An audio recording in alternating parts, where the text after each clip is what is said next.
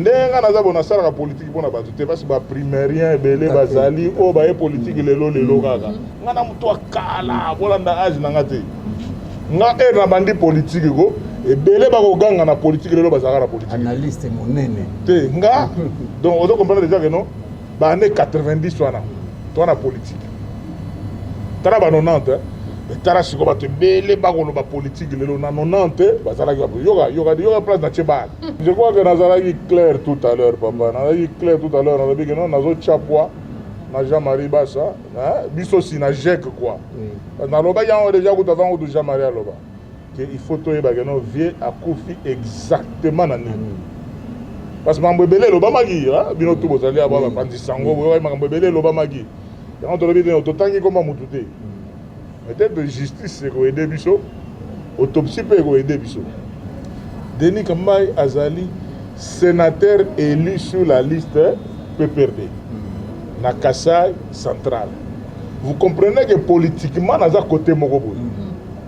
Mais Denis Kambaye est le frère du président de la République, dans la logique, il y a Grand Kassai. Donc biologiquement, vous comprenez? Biologiquement, nous avons côté Mogobo. Vous comprenez? Politiquement, nous avons côté Mogobo. Biologiquement, nous avons côté. Mais pour nous, Ngomba vraiment. Pour la colline inspirée de 90 en 93, il faut tout un commandant général. Donc, Denis Kambaye, donc, la colline inspirée de Kanga Yango, donc Zakari, honorable Zakari Babaswe, papa de l'équipe, donc on appelle Sembote. Donc, il faut corriger la place, on a sur Zoloba. Azaka président va étudier tout Yagisasa, sauf la colline inspirée parce que le commandant général Mogazayi, on a donc à vendre là. Donc, on a leader à étudiant tout sauf Kampa. Correcteur News TV, Awande correction, il y a News tout. Donc, Awande, on assure quoi. Suivez Correcteur News TV.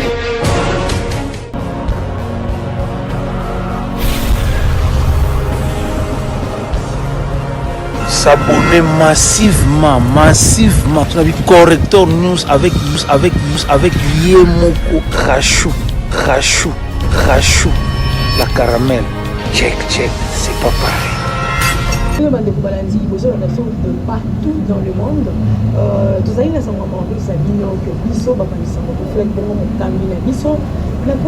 le président du CAR,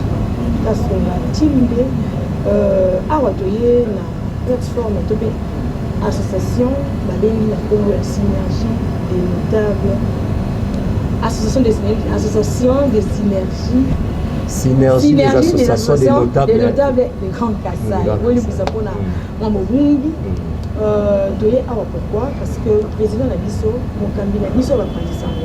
Avec bon membre, mon comité, qui est secrétaire général de 4 associations au le président de l'Aéro, vous allez bon l'honorable des sénateurs Denis Kambaye, la Toya et Painaye, Toya. Situation topé sangwa matanga comme dit bango boni bango bande bonaye na kati ya association na bango Kassai bongo pe ay service programme ko lengi nini le ko appelle ali homme politique to ki mapete to kozanga pete ko tuna moi mituna moke ya masolo bongo ya mboka nazali nga mokote to zali bongo elongo na baninga bongo to lenga mi na kati association de presse en ligne dikolo appel ko presse ndela bango to ye longo to solo na mokami. Il y a 4 synergies, le Grand Kassai, président Junior Moula Bouzaïna Mopandi, la PCP Modéré avant que tu aies Merci beaucoup, Rachou Chako, c'est Junior Mouawabo, le président de la PELCO et aussi journaliste des formations. Je crois que nous sommes là avec l'honorable, honorable Sali. Salut vraiment Junior, salut Maman Rachou, salut Bapanzi Sangonion. Et presse en ligne, vraiment, c'est une grande surprise parce que Nebalobaga, en français, il y a tiré un verre de nez parce que dans le bas, vraiment, Mikolo n'a pas de Mikolo n'a pas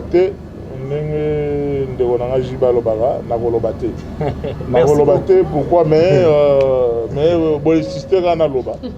merci beaucoup, honorable. Je crois que je remets la parole à ma conseillère à Chouchako. Oui, mais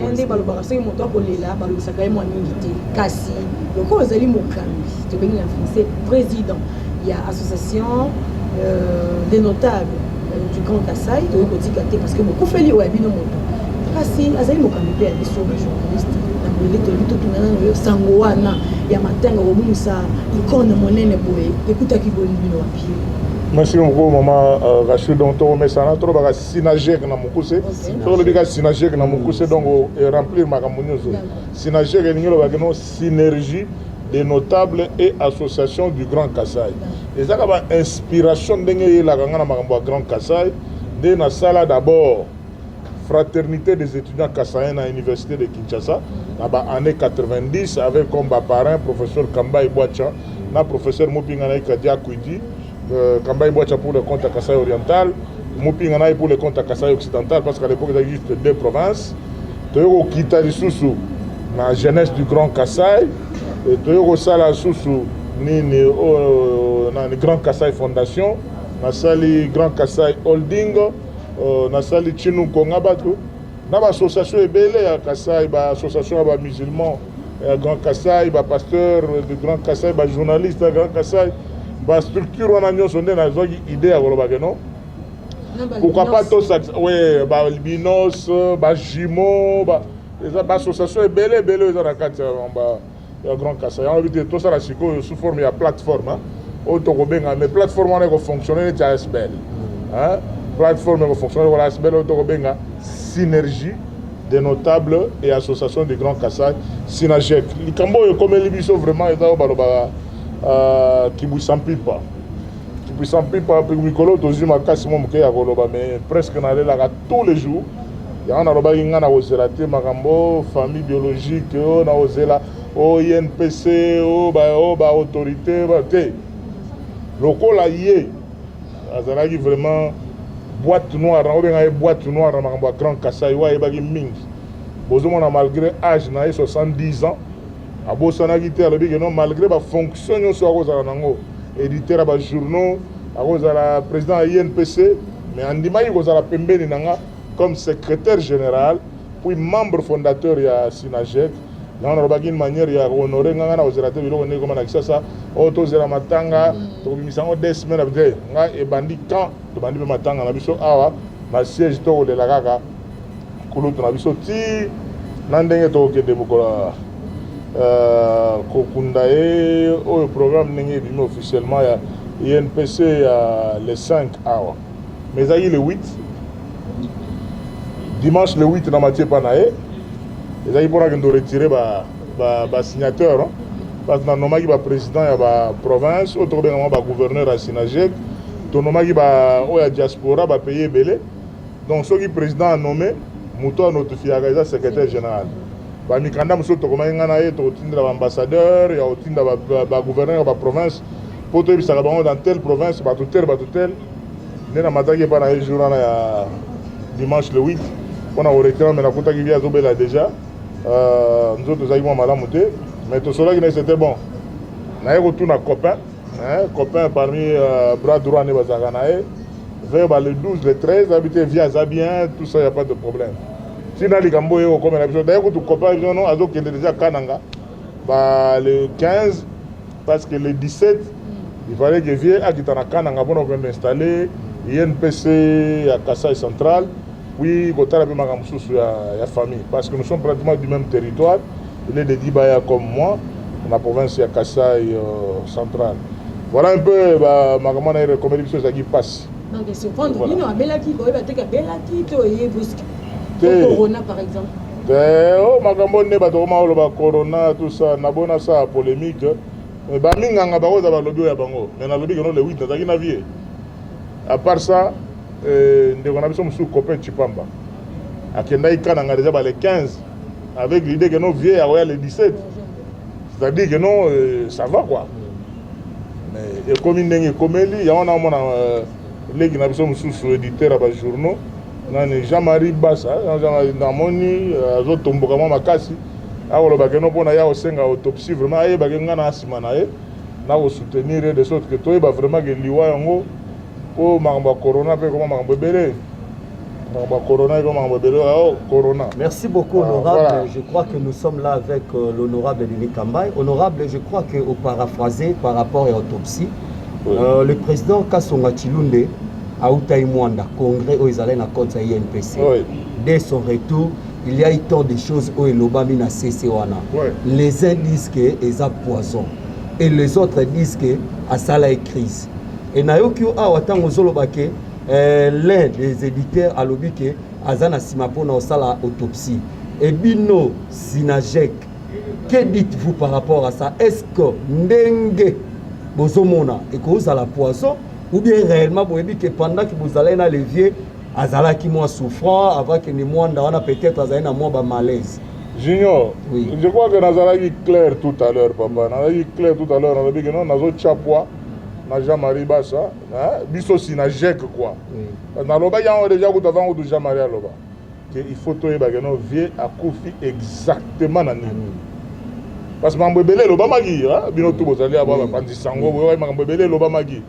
On te dit que tout le monde est peut-être justice c'est aider Bisso, autopsie peut aider Bisso. Donc c'était ça l'idée. Autour de non, tous les arabes, tous les arabes, les arabes ont été. Toi, Banzambédé, toi, Saint-Esprit, les arabes, justice dans. Garantir Bisso maman si par rapport à l'organisation, nani réellement une organisation, c'est INPC ou bien Sinajek ou bien soit Boza Synergie. De battre na part na bango, yo que nous avons fonction biblique, nous avons famille batande. On a bureau na biso ça na INPC. INPC c'est bino ba journaliste. Makamba INPC, ya INPC. On comprend. Biso yo kuta biso dans espèce. Ah toi Sinajek. Na mupanzi bozo kanisa boni. Toza na mupanzi na biso na matanga na biso to sto banda yango avant INPC ba banda to na matanga et to kokutanaka parce que INPC c'est-à-dire que nos boulot vide avec vieux na famille so ba kundi vieux et si la famille va continuer biso to famille donc INPC donc chili après matanga mais famille au tir la famille décoration la pesi maloba biso tozali awa matanga awa ese bandaki déjà sikoyo tokola INPC baza contact na ministre ya communication samedi tozana na ndako selon programme otomoni INPC etindeli biso tokozala na ndako samedi selon programme oyo INPC etindi donc vendredi na pokwa tozala na ndako dimanche et samedi enterrement après makambo to esili mais biso toyokomata so na ndenge ya famille po tokende okutana mpe na bana na mama tosolola parce que ya biso ekosila te fonctionnement ya sinage ekofonctionne lolenge nini poste na ye azoki yango ngonga nini ekokumba yango ndenge nini mpe lokola aza te boye nani akozala na place na te tolela nanu vie bastatut na biso eza clair bastatut oyo asignaki statut règlement intérieur au moment opportun nakobenga bino lisusu mpona bena bino nouvelle restructuration ya Sinajek eza ndeni mais sikoyo vie akufi na bafonction na ye comme secrétaire général ya synergie de notable association de Grand Kassai oyo koya nsima mama Akashu junior tokoyebisa bino après je crois eza clair soki mutu moko abimi na déjà candidat secrétaire général tokangi ndoki normalement donc bato baolia matanga nga na candidat obimi ndoki. Honorable Denis Kambai, moi aussi je suis du Kassai. Na profiter na tuna question pour belé pe batuna ngai. Kitoko. Ba conditions ezalaka nini pour na ko intégrer Sinajek?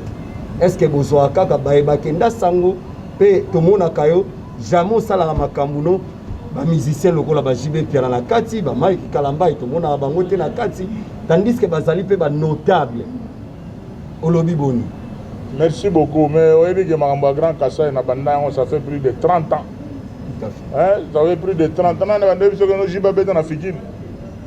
C'est-à-dire que no bena biso que no basi ba beta basi ba sala mais oyo ya to regrouper sur l'association wana nyonso na logique ya Sinajek to bandaki na ko milengela parce que Sinajek eza mo pepa sika Sinajek ebotami na juillet awa ti siko eza na 4 mois désolé nanu est-ce que ce maintenant ya potopoto on libérant on ya potopoto 1 mois ya 3 mois donc to banda okomona bango bakozala oyo eza ndako na bango mpona kokota il y a kokota na bango ba conditions ezali ti eza fiche d'adhésion Motuto a siège yango. Oye na comme membre fiche d'adhésion. To peut te na minute oyo. To za na ba catégorie ba membre, na membre fondateur, ba membre sympathisant, ba membre effectif, ba membre d'honneur. Membre effectif eza oyo vraiment za lié na ba statut na biso. Oyo asombi une fiche d'adhésion na e, asombi carte de membre na e à côté. Mais pour le reste, en cas de problème, on a une généralité. Et baza ko akizo balobi Denis Kamba monta ba stratégie. Tu as créé des stratégies. Le colo zala qui nous parle. Toujours ba stratégie. C'est au créer stratégie pour que OK mais mu pandi ya cash na ndenge ya stratégie yo zolo baboni. On m'a dit sur mon réseaux sociaux. Et on a échangé. Oh, il a eu maréchal avec j'ai longuement parlé de l'Afrique. Ça m'a dit na loba na otikala ko loba yango tina suka. Yoga jemu ke ndenge zali. Denis Kamba azali sénateur élu sur la liste PPRD. Na Kasai central. Vous comprenez que politiquement naza côté Mogoboy. Mais Denis Kamba est le frère du président de la République dans la logique il y a Grand Kasai. Donc biologiquement, vous comprenez? Biologiquement, nous avons côté Mogo. Vous comprenez? Politiquement, nous avons côté Mogo. Biologiquement, nous avons côté. Est-ce que vous comprenez, Maté? Donc, nous avons pasteur Mogo les réseaux sociaux. Maté a pété. Donc, Maté a pété. On a un peu ça que non. Denis Kamba. Entre frères et amis. Politiquement. Si tu as ma politique, tu as politique. Oui. Mais si tu as Tchabouala, tu as vraiment que non. Oh, boy, donc il faut changer de. Nenga naza bona sala politique bona ba te parce ba primérien belé bazali o ba politique lelo kaka. Ngana muto akala bolanda age na ngate. Nga na bandi politique go et belé ba ko ganga na politique lelo bazaka na politique. Analyste monene. Te nga donc on doit comprendre déjà que non ba année 90 wana. Toi na politique. Tara ba 90 mais tara siko ba te belé ba ko ba politique lelo na 90 bazala yoga place na Tchebal. Na 90 ngana za na politique déjà to ko wela ba conférence nationale souveraine. Na lo ba lika mo pona wa mingi Zakari Bababaso. Zakari Bababaso zo ka lekina ba émission o ka te nga président ba étudiant nga te asaka président ba étudiant tout sauf campus. Parce que campus guerrier mo wa za ko na ko mo ne Denis Kamba. Vous comprenez? Donc on tourne Zakari. Donc Zakari zo a profiter à benda John Kwete. John Kwete voilà zaka mais pour na okota ngomba vraiment pour na okota colline inspirée de 90 en 93 faut tout na commandant général donc Denis Kamba donc la colline inspirée to kanga yango donc Zakari aola nanga honorable Zakari Bababaso papa l'équipe à l'équipe donc on appelle Sembote donc il faut corriger la place on a soka zoloba azaka président ba étudiant tout ya kisasa sauf la colline inspirée parce que commandant général Mogaza y aura donc à vendre là donc ami benga leader ba étudiant tout sauf Kampa parce que botuna la Suboda junior botuna Zakari mamna donc voilà botuna vous allez membre PPRD oui mais na ndenge ya voilà vous allez penza ndeko président et si c'était débat monene na bato ba etali bango zela mama pardon zela ba etali bango ba sala débat ne balingo sala etali bango et ça appelle l'autre attends ba sala débat ne balingo sala et ça peut et l'autre na lobby politiquement je suis sénateur il y a PPRD la FCC mais biologiquement, je suis le frère, il y a président de la République. Et c'est pour ça qu'on a 1 plus 1 égale 2. Et ça passe. Mais on va pas débrouiller. Comment on a fait la consultation? Mais consultation, est-ce que yo monanga na consultation on a na politique on a na combat parti ngande na président Grand Kasai. Vous comprenez? Parti de politique. Na lobby consultation. Bon, tu n'as président Mouyej de Mouyej a gagné bon gouverneur nani il y a pas perdu papa bon tu kabilo oui babilo na liyo lo badete je ne vais pas parler na observer na ozela muto mekaka oyo ngande bato lobaga babilo wana te ngayo te na ozela muto loba parce que ngana za président ya Grand Kasai Vous comprenez que pendant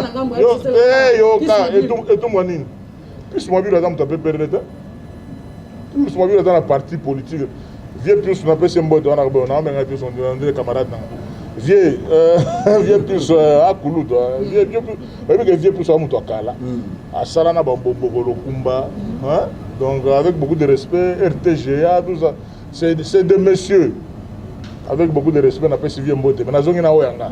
Oyanga est yoka rashu yoka.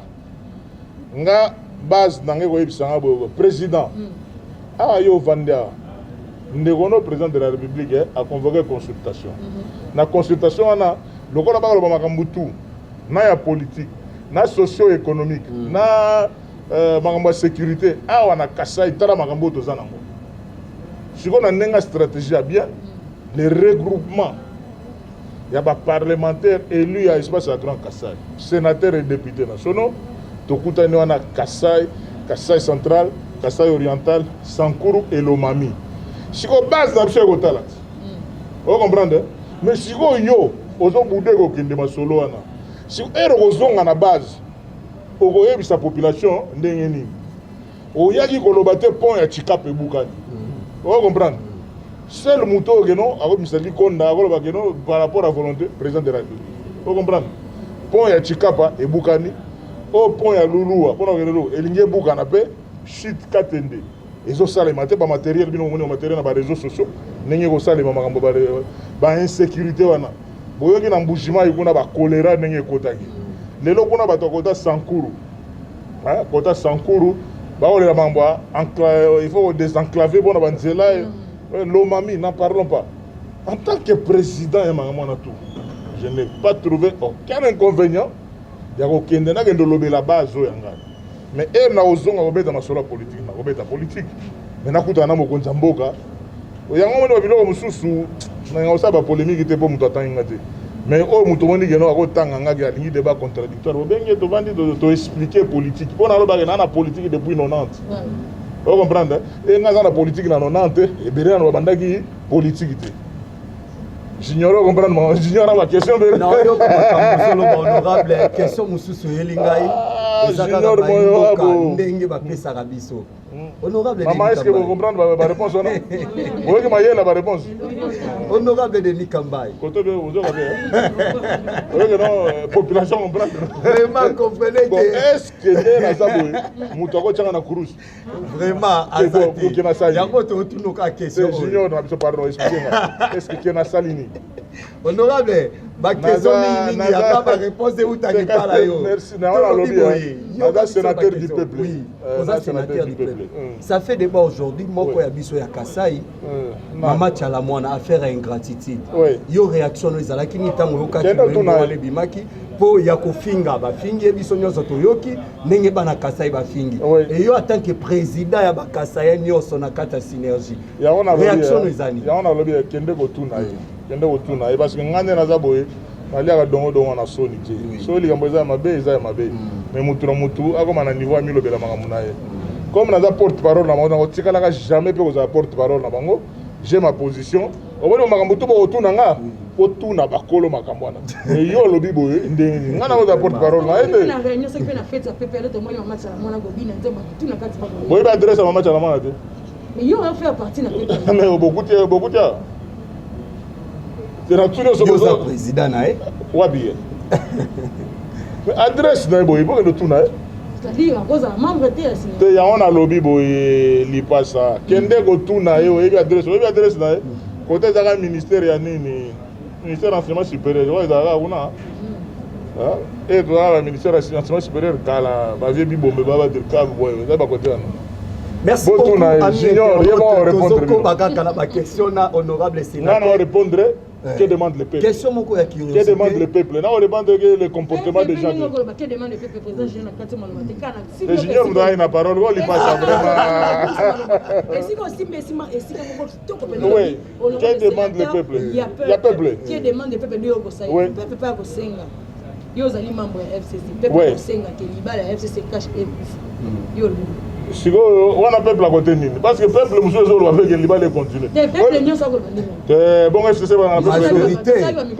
On a pardon to kana ba. Yo kan si FCC za na peuple té. Est-ce peuple à FCC pas le bon? Batu na peuple na bango muto chacun a son peuple. So ah Rachou. Te na kimite na répondre na le biboye.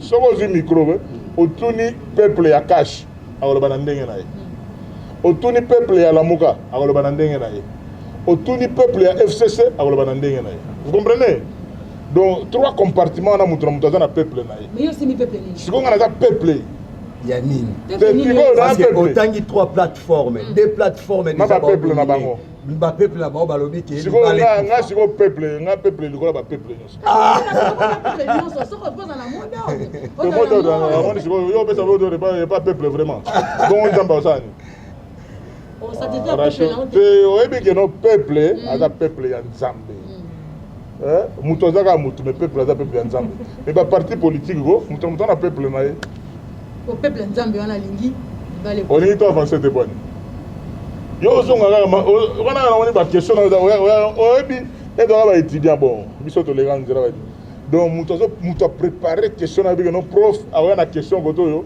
réponse ota mais prof aye na question nazo sentir te mais réponse na yango. Merci beaucoup honorable Denis Kambai ozokima to pesa mwa muke na kima ndenge nini ko leki na nga ngana bo réponse na yo mwa muke sport président ko motuna na ngai tuna mama te mais tuna siko mutuna mais ba réponse ezala oyo na poche na ode réponse oyo yanga linga au sénateur à le oui sénateur ya peuple que demande peuple tuni peuple otundaki peuple oyo wapi yango na otuna te peuple ya lamuka na ya cash mpo bango nde basali majorité mais otuni peuple ya FCCD ya FCC déjà bayike bazolongwa bazoyaka mpe na mopanzi ya baplateforme bon sikolo wana aza porte parole na bango te ngai mpo na ngai nalobi naza na idée na ngai nabandaki banda kala oyebi ke plusieurs fois Rachou ye awa nayebi si que je suis le défenseur ya coalition FCC cash batambusa makambo bien na ndenge boyokani bayebake no président de la république azali majorité ezali comment tu vas combler biloko na ndenge mutualisation ya communication j'ai donné suffisamment de conseils sur la marche ya coalition FCC cash moto atikala koyokanga azati lokola moto ayokaka nga te siko vous trouvez que c'est le moment na continuer kopesa ba conseil ou bien atala oya koma lokola papa la biso la belle la grand-mère bitakwira pas le 2 ans bana basundola bayokaka ete oyoki babula Rachou yazo komisa ngane ba bon ngana bitakwira na zamulai et puis Rachou alobi lisusu kalobi tanyoso oyo azalaki akutana kaka na président Kabila kambala misato tuna bitakwira kasi yango nalobi pourquoi koko tuna bitakwira te c'est un homme très gentil d'ailleurs kuti olingi nabengela yo bitakwira na babenga oh oza wapi excellence Rachou na junior bani basolola na yo okoyoka réponse ya bitakwira mais nga nalobi boye Kambai je m'assume nalobi ke non pendant tobanda makambo ya coalition FCC cash je n'ai jamais cessé à prêcher l'unité et la cohésion et la bonne marche à FCC cash. Mais ce qui va y quitter, vous me demandez de faire quoi? Je vais vous dire que je vais vous faire un film. Je vais vous dire. Homme politique, Kala depuis 90 ans, je suis à Platon dans Bobota. On peut savoir à ton conseil. Oui. Les gens peuvent comprendre. Oui. Les canisi, tu peux décision mon poser. Ce qui te dit dans l'angle que mon Konzamboka a été nommé par le peuple. Mon Konzamboka a été élu, pardon. A été élu par le peuple. Oui. Mais mon Konzamboka a nommé Premier ministre. Oui. Selon la Constitution, il y a eu aussi l'IPMD comme malade. On peut expliquer le Konzamboka a invoqué comme ministre. Comment dis-tu bah débat na ba polémique de bas étage on a ba entre premier ministre et président de la République na kota la ba géo na te. Nous avons un président de la République garant des bons fonctionnements des institutions et la logique ça y nzamba sunga geno na majorité parlementaire La majorité présidentielle va travailler ensemble. C'était toute ma prière. Denis Kamba et Keba Tambola bien. J'espère attendre Zombo le soir, attendre un jour, n'a pas Nzamba toucher à Mitema Yamutuno. Pour dire aux gens en Anzela, pour pas se rendre tranquillement. Donc on a vendu si on a de polémique ou on a mon abattu sur le salon. Pas ça on a mais pour moi il y a un temps pour tout. Vous allez sénateur, au Kobanga télé lo pe beninga ko senga Konzamboka. Sénat et kufa. Botika ko ndire mo Konzamboka nere. En plus aussi bolo bagata bino baba na mayele ba grand journaliste. Donc mon Konzamboka ndinga zalo ko so to le dans la constitution. En cas de crise persistante entre l'Assemblée nationale et le gouvernement. Après consultation, il y a Premier ministre, Président du Sénat, l'Assemblée nationale.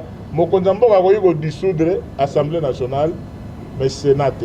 Est-ce que vous avez voté? Il faut voter le Parlement. Le Parlement congolais a 2 chambres.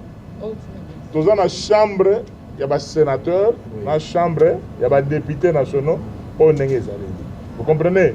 En cas de crise persistante, mingi Assemblée nationale et Sénat. Mais prière na biso, oui prière na Denis Kamba, na ligne ba crise le temps les autres qui ndembangu toujours consommer déjà d'ici là 2 ans, janvier à 2 ans déjà de consommer. Dans l'espace à Grand Kassa, il y a beaucoup de choses à faire. Il y a beaucoup de choses à faire vraiment, il faut y ça les mains. Il y a un aligné mingité ba dongolomi donc les extrémistes ba tout tendance quoi. Ba nenga olenganko nenga lobaki président olenganko que je salue en passant. Ba extrémiste à Koto, na ba extrémiste à Koto, yo ba pensa ga moto parce que ba perdant au finish aux Alara, bozalaka na bosani. Donc bozalaka wana bosani une façon ya koloba que pouvoir ezande pas na bino kasa. Pourquoi yo lingolo ba pourquoi lingolo bisangai na boule na yo ngana lobi oyo nga na ebi ne matonya ndenge za na Kisasa na Congo na partout bino banano mais bozui pe de saler l'oroté on comprendre siko bo ngo distraire batuka au lieu de avancer comment na batozo misa oto mona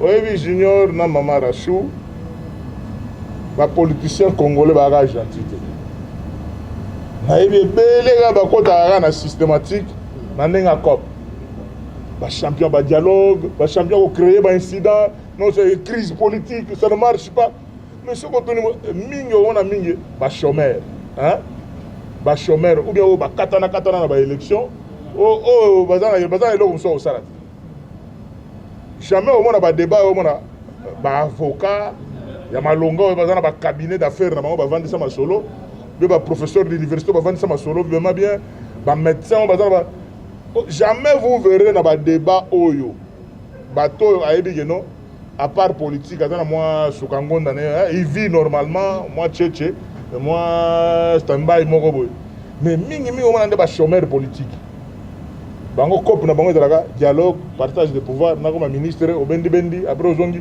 sans au comme un ministre ça va 2-3 fois bilan na yo ozaka ministre au sala nini rien. Vous comprenez?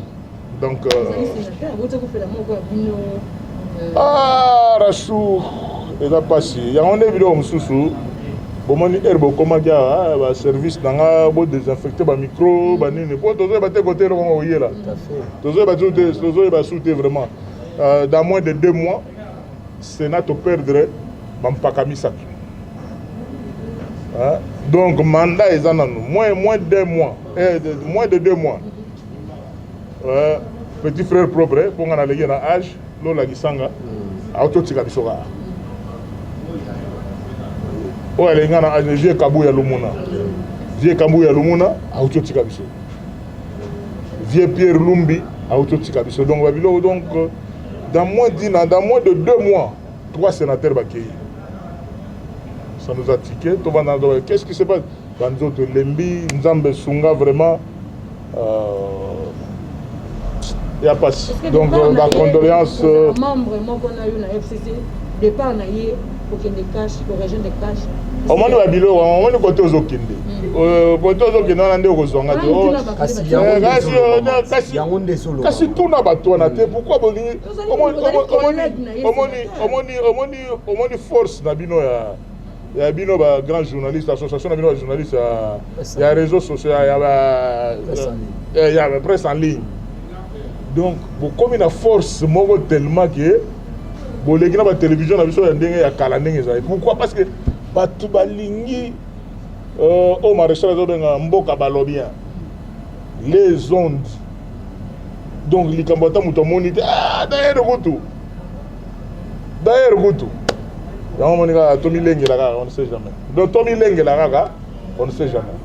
Honorable Denis Kamba ebongo soki esali ete bandeko ya cash balobi baali na posa na yo réaction na yo ekozala nini mais ozo comprendre que dans na kati ya constitution na biso elobi ke non moto azolonga parti na ye mpona kokota parti tel il perd son mandat vous comprenez à moins que eza na condition mosusu mais soki olobi olongwe kaka boye okoti boye ngai na différent na badéputé na basénateur mosusu oyo bazaki eli na baliste mosusu ngai naza élu sur une liste d'un parti politique vous comprenez mais je suis de la famille on se comprendre exemple on apesaka bato pete mpo mate ya pete mpo bato bacomprendre eza lokwa bamoleka famille moleka wivin moleka ndeko na ngai napesi mbote radical na kati ya PPRD ndeko na ye Albert Moleka directeur de cabinet ya Vie Chichi vous comprenez bake basali mosala na bango ya politique ere bakozonga na boka epa papa Moleka kuna na macampagne bali ensemble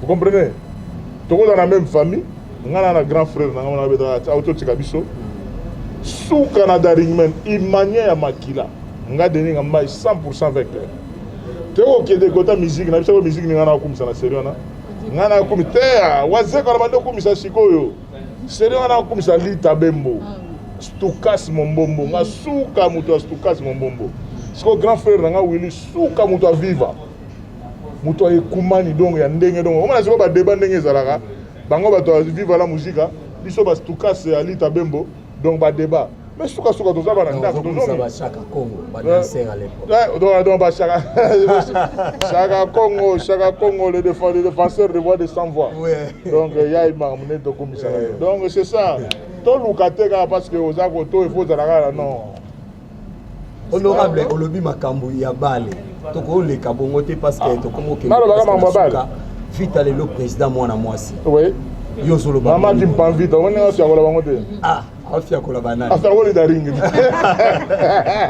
na yo ça va daring même moto ba afia kola chimanga donc bango nyonso ba conseiller président ba gendo kutana ngona ba sa débat na présidence mais mama qui me pan vite afia kola chimanga bon par coïncidence bango to ba mpangi bango to ba mpangi donc politique bongo junior yoka donc $50,000 et bimaki na ngambo président Joseph Kabila yoka nano comment les gars vite wa daringman te na avec lui au moins mama qui me prend vite ndinga fia ko li bango te vite ba che dirigeant mwana mwasi ba ko yo mais va comprendre que pas vite donc mona soso azotoka na nzumu kokota bisa mama balobi boye ke no balobaki ke no bazikaka nginingongi moko ya banda babandi koluka neni bakolongola yango po bale beta magane beta na te donc Kimpavita a frappé bango nzamba sunga vita bazo traité ko lingi makambo bakisi mingi kokoti wana tomoni komi toujours esprit na vite lobaki esprit konzo to ya na grand kasa komi toujours esprit to éviter koto Denis Kamba epazala na mwana mosala na nzambe ozolo baboni boni abandi lo sambo pour la kisake mwana mosala na nzambe ozolo baboni boni ah mais babenga be Jésus gaza habité na Belzéboul là bino autant on a Bible de que Jésus a habité na Belzéboul on se dit wana ozonga na lobi yango te on comprend de junior na mama racho vous pensez nga raison que Yesu be batanga ye muto bakisi mais siko ngam na muto pamba o Yesu za grand prêtre à l'église tout ngam muto pamba Jésus ba lobi gaza habité na Belzéboul mais nga soki lelo bato balo Denis Kamba eza na moto effectivement yane c'est-à-dire que makambo nga na sala niveau bakoma na niveau na c'est ça merci beaucoup au mona kiteke c'est là au mona kiteke vieux wana vieux nanga bien que ngazaki ministre mais vieux nanga mais namona ibe vieux constant agana varese kota centre kimangiste na ministre wana kutu koloba te po balu tokomi na biso na suka te na balukela vita te ezaki nde kanai bazaki nde balinga basala renaissance kanai balinga basala renaissance kanai donc na telemelaka yango nalobi ke non renaissance eza mopepa sika nga nalinga biloko to ba innovation ezela na expliqué. Moi j'ai soutenu renaissance parce que bato mosusu balinga badindisa nde renaissance na ndenge anko ozo trouver que non équipe momo na ba supporter bakie bango moko na stade bacheche bambongo na basachet bache bango ne pas accompagner équipe ndenge wana za motema mabe non na lobaka na soutenir la renaissance c'est pas dire que non ezolongo nanga qui vécu bien nayebi ke bayembelanga banzembo na stade ya ndenge ko chrétien nga tout ça na ndenge ya kibuluba nanga o te na soutenir renaissance na bango baluba et pourtant Moussanganya azalaki wana Singi azalaki wana babaluba te mais je soutenais renaissance ya koloba ke non nalingaka injustice te il fallait ko accompagner renaissance omoni pe ne renaissance beti so bal makasi donc sentir que non eza ba René ba beti bala bien vite après beti bala bien donc bango de renaissance na vite ba beti bal koleka match à vite na daring on comprend polémique hein? Merci beaucoup, Président. Excellence, je crois que OP Saka programme Matang et Zali Boni Photocomi presque. Oui, merci beaucoup, Junior. J'avais décidé de ne pas parler vraiment, mais par respect à la presse. Merci. J'ai cherché à répondre à ma question, à la demande, bien sûr, vraiment. Matang et siège vendredi. Vendredi tozala AAT, vendredi nde tokomata na résidence ya vie na IPEN oyo programme INPC auto bimisa tosala veiller na IPEN ba prière ba témoignage tout ça tozala vendredi et samedi na tongo tozala morgue ya Ngalema po tolela vie après enterrement biso tokende IPEN te biso na bao bakolanda biso na bino pe eza mata ba invitaka matanga te mais le rôle a eu peine aux loin. Oui, awa. Les lignes matin mususu akobeta. Te ba obeta e bana ni petit frère nani Prince Kabe na Marceline yo ka ba. Yo soutenir. Ngana soutenir bango tout. Sauf que muto za la muto ondima te na bona bango na français. Muto za la muto ondima te muto tout a cause la yebi. Ayebi que non, to na soutenir bango tout.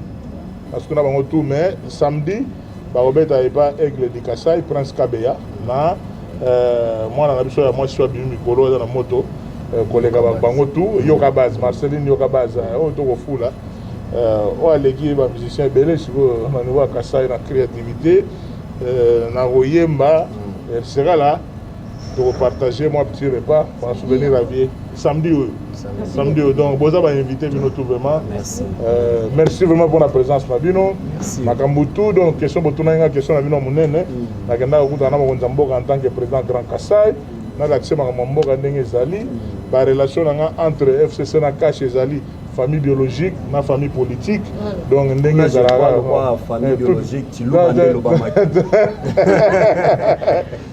mais ce qui était bon c'est que dans ma solo na mo nzamboka il avait dit quelque chose à l'obéi non à 5 ans en Zambété que abota mamuta espace et ça la volonté de Zambé un jour et que ça la personne mais pour un moment c'est le moment pour un moment c'est le moment Junior toujours connecté branché dans ma chaîne na biso tokutana na bino susu merci. Correcteur News TV, Awande correction, il y a ba news tout. Donc Awande on assure quoi. Suivez Correcteur News TV.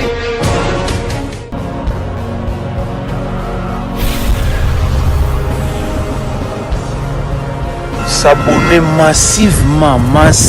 Tu as vu Correcteur News avec Yemoko Rachou. La caramel. Check, c'est pas pareil.